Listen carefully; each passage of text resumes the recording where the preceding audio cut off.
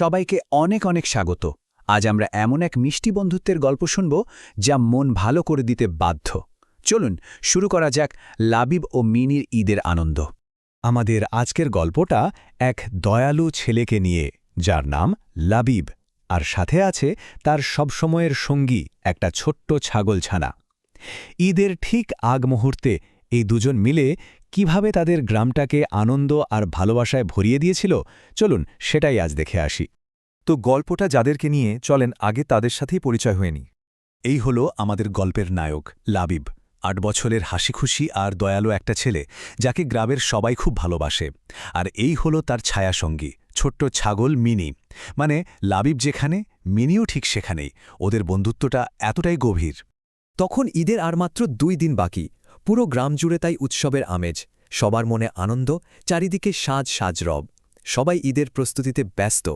কিন্তু জানেন, এই সব হাসিখুশি আর আনন্দের মধ্যেও একজনের মনে ছিল বিষাদের ছায়া। লাবিব খেলতে খেলতে দেখল তাদের পাশের বাড়ির দাদু কেমন মন খারাপ করে একা একা বারান্দায় বসে আছেন। গ্রামের সবাই যখন ঈদ নিয়ে এত খুশি, দাদুর মুখটা তখন একদম ম্লান, কপালে চিন্তার ভাঁজ। লাবিব কাছে গিয়ে জিজ্ঞেস করতেই দাদু একটা লম্বা শ্বাস ফেলে বললেন, বাবা, শরীরটা একদমই ভালো নেই রে। বাজারে যাওয়ার মতো শক্তি পাচ্ছি না, তাই ঈদের জন্য কোনো কেনাকাটাই করতে পারলাম না। দাদুর এই কথাটা শুনে লাবিবের ছোট্ট মনে কেমন যেন একটা ধাক্কা লাগল। সে ভাবল, ঈদ তো সবার জন্য আনন্দের, তাই না? দাদু এভাবে একা একা মন খারাপ করে থাকবেন, এটা তো হতেই পারে না। কিছু একটা তো করতেই হবে। দাদুর কষ্ট দেখে লাবিব শুধু মন খারাপ করেই বসে থাকল না, কিন্তু বরং তার ছোট্ট মাথায় দারুণ একটা বুদ্ধি খেলে গেল। সে মনে মনে ঠিক করে ফেলল সে কি করবে। কিন্তু কথা হলো, এইটুকু একটা ছেলে, সে আর কী বা করতে পারে বলুন তো? কিভাবে সে একজন বয়স্ক মানুষের মুখে হাসি ফেরাবে? লাবিব এক দৌড়ে ঘরে গিয়ে তার ছোট্ট মাটির ব্যাংকটা ভেঙে ফেলল। এতদিন ধরে জমানো সব টাকা আর তার প্রিয় বন্ধু মিনিকে সাথে নিয়ে সে চলল বাজারের দিকে। তার মাথায় তখন একটাই মিশন, দাদুর মুখে হাসি ফোটাতেই হবে। বাজারে গিয়ে সে কিন্তু যা তা কিনে ফেলেনি। অনেক ভেবেচিন্তে খুব যত্ন করে দাদুর জন্য কিছু তাজা ফল আর তার পছন্দের মিষ্টি কিনল। কিন্তু গল্পটা এখানেই শেষ না। বাজার থেকে ফেরার পথেও লাবিবের দয়ালু মনের পরিচয় পাওয়া গেল। ফেরার পথে তারা দেখল এক আন্টির হাত ফসকে বাজারের ব্যাগটা রাস্তায় পড়ে গেছে, আর সব সবজি এদিক ওদিক ছড়িয়ে ছিটিয়ে একাকার অবস্থা।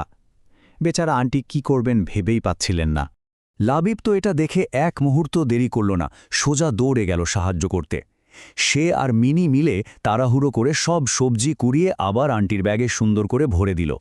আন্টির মুখটা খুশিতে একদম ঝলমল করে উঠল। তিনি লাবিবের মাথায় হাত বুলিয়ে দিয়ে বললেন, অনেক ধন্যবাদ বাবা, তুমি যে কি ভালো একটা ছেলে। এরপর লাবিব আর মিনি আবার দাদুর বাড়ির দিকে হাঁটা দিল। তারা তখনও জানত না যে তাদের এই ছোট্ট উপহারটা দাদুর জন্য কত বড় একটা খুশির কারণ হতে চলেছে। লাবিব দাদুর বাড়িতে পৌঁছে তার হাতে ফল আর মিষ্টির প্যাকেটটা ধরিয়ে দিল। দাদু তো প্রথমে অবাক, তিনি যেন নিজের চোখকেই বিশ্বাস করতে পারছিলেন না যে এসব তার জন্য। দাদুর চোখ দুটো পানিতে ছলছল করে উঠল। তিনি কাঁপা কাঁপা গলায় শুধু বললেন, তুমি আমার ঈদটা সুন্দর করে দিলে বাবা। এটা ছিল একদম নিখাদ আনন্দের অশ্রু। লাবিবের এই ছোট্ট একটা কাজ শুধু দাদুর ঈদকেই রঙিন করে তোলেনি, তার এই দয়ার খবরটা বাতাসের আগে যেন পুরো গ্রামে ছড়িয়ে পড়েছিল। ঈদের দিন সকাল থেকেই সবার মুখে মুখে শুধু একটাই গল্প, লাবিব আর তার বন্ধু মিনির। একটা ছোট্ট ছেলের এমন পরোপকারী মন দেখে সবার ঈদের আনন্দ যেন আরও 1000 গুণ বেড়ে গিয়েছিল।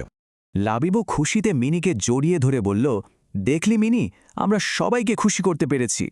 মিনিও যেন খুশিতে লাফিয়ে উঠে তার বন্ধুকে সায় দিল। আসলে এই গল্পটা আমাদের এটাই শেখায়, তাই না? যে অন্যকে সাহায্য করার মধ্যে যে আনন্দটা আছে, সেটার সাথে আর কিছুর তুলনাই হয় না। আর এটাই তো ঈদের আসল মানে, আসল আনন্দ।